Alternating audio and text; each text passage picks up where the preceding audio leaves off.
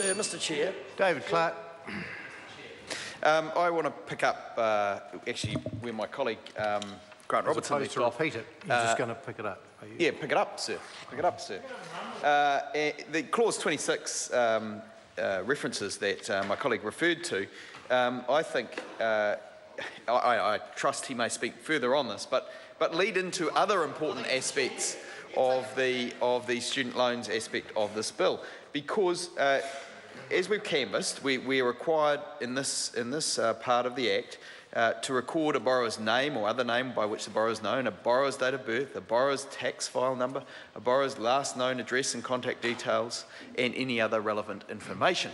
Now, that is not the end of the matter. Third speaker to make this. That is not the end of the matter. That is the precursor, because that information then goes on through to other parts of the Act and is required as background for a number of other calculations which we find in subsequent clauses.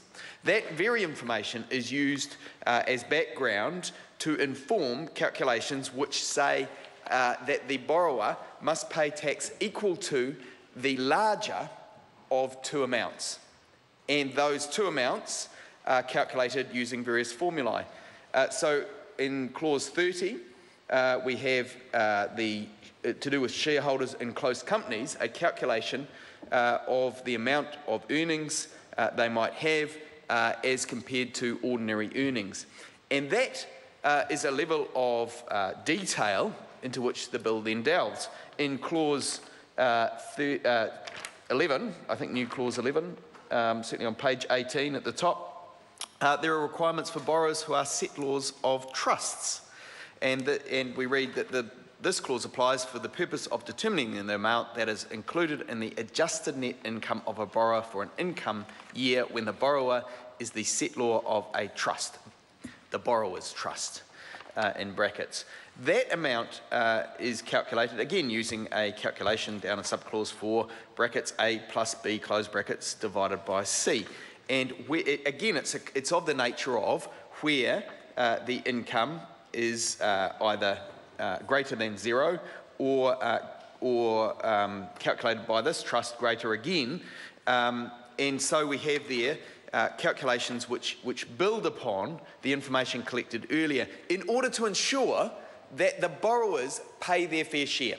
That's what it boils down to in plain language. It's about making sure the borrowers have complete transparency in the calculations that are made, that it then is calculated in terms of their fair share built upon what they earn via their various means or where their income sources come from. And sir, that is sensible. Nobody here, I think, will dispute that. But until we had these Panama Papers, there was a saying that there were two things in life that were certain: death and something else, which they seem to have forgotten on that side of the house. It was about collecting taxes.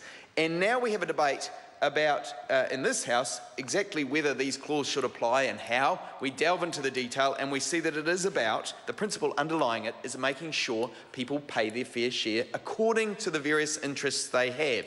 And these interests are disclosed and known to the tax department because there is a high burden of proof on the taxpayer to declare all of their information, including things such as other names and other relevant information, which is a catch-all clause.